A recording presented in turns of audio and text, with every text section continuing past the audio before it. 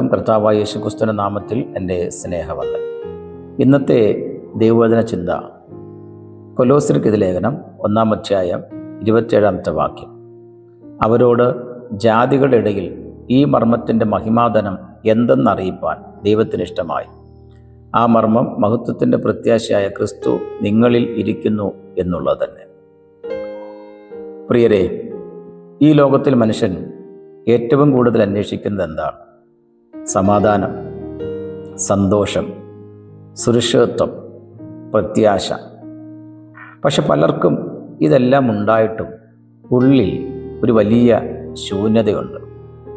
കാരണം മനുഷ്യൻ്റെ ഹൃദയം നിറയുന്നത് ലോകത്തിലെ വസ്തുക്കളാൽ അല്ല, ദൈവത്തിൻ്റെ മഹത്തരമായ സാന്നിധ്യത്തിലാണ്. അപ്പോസ്തലനായ പൗലോസ് ഇവിടെ ഒരു വലിയ മർമ്മത്തെക്കുറിച്ച് പറയുന്നു. ആ മർമ്മം എന്താണ്? ക്രിസ്തു നിങ്ങളിൽ ഇരിക്കുന്നു. ഇതൊരു മതപരമായ ചിന്തയല്ല, ഇതൊരു ജീവനുള്ള അനുഭവമാണ്.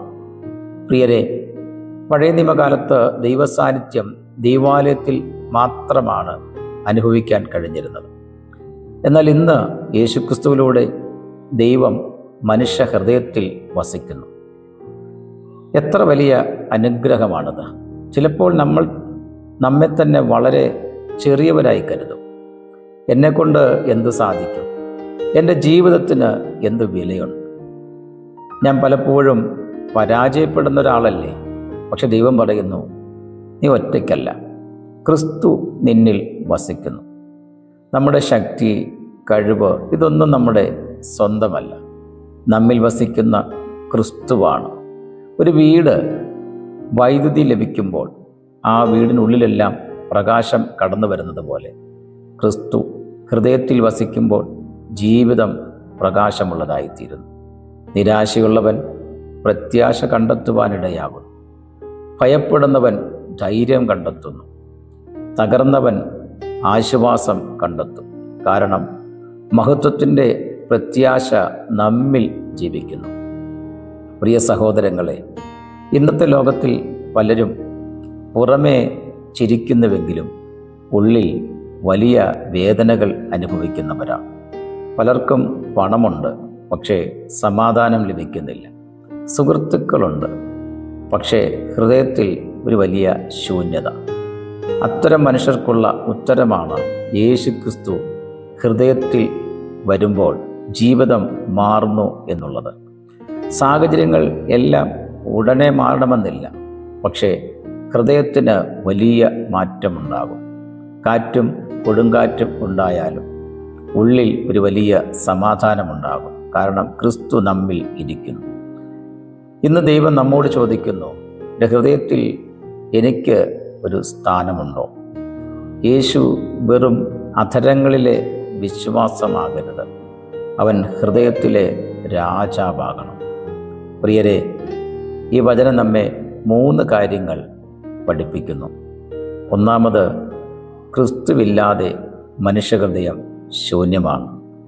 രണ്ടാമത്, ക്രിസ്തു നമ്മിൽ വസിക്കുമ്പോൾ ജീവിതത്തിന് അർത്ഥം ലഭിക്കുന്നു. മൂന്നാമത്, എത്ര ഇരുണ്ട സാഹചര്യമായാലും ക്രിസ്തുവിലുള്ളവർക്ക് ഒരു വലിയ പ്രത്യാശയുണ്ട്. അതിനാലാണ് അപ്പോസ്തലനായ പൗലോസ് പറഞ്ഞത്, മഹത്വത്തിൻ്റെ പ്രത്യാശയായ ക്രിസ്തു നിങ്ങളിൽ ഇരിക്കുന്നു.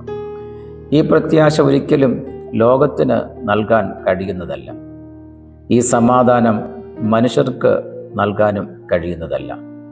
ഇത് സ്വർഗത്തിൽ നിന്നുള്ള ദൈവീക സമാധാനമാണ്, ദൈവിക ദാനമാണ്.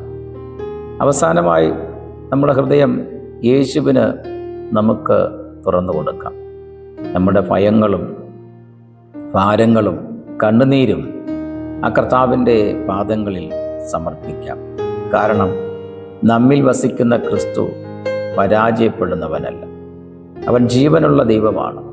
അവനിന്നും ഹൃദയങ്ങളെ മാറ്റിമറിക്കുന്നു. അവനെന്നും തകർന്നവരെ പണിയുന്നു. ആ കർത്താവ് ഇന്നും അനേകർക്ക് പ്രത്യാശ നൽകുന്നു. അതെ, മഹത്വത്തിൻ്റെ പ്രത്യാശയായ ക്രിസ്തു നമ്മിൽ എല്ലാവരോടും കൂടെ ഇരിക്കുന്നു. ആ കർത്താവ് ഏവരെയും അനുഗ്രഹിക്കുമാറാകട്ടെ എന്ന് ഈ ദൈവവചനത്തിലൂടെ ആഗ്രഹിക്കുകയും പ്രാർത്ഥിക്കുകയും ചെയ്തുകൊണ്ട് നിർത്തുന്നു. കർത്താവ് എല്ലാവരെയും അനുഗ്രഹിക്കട്ടെ.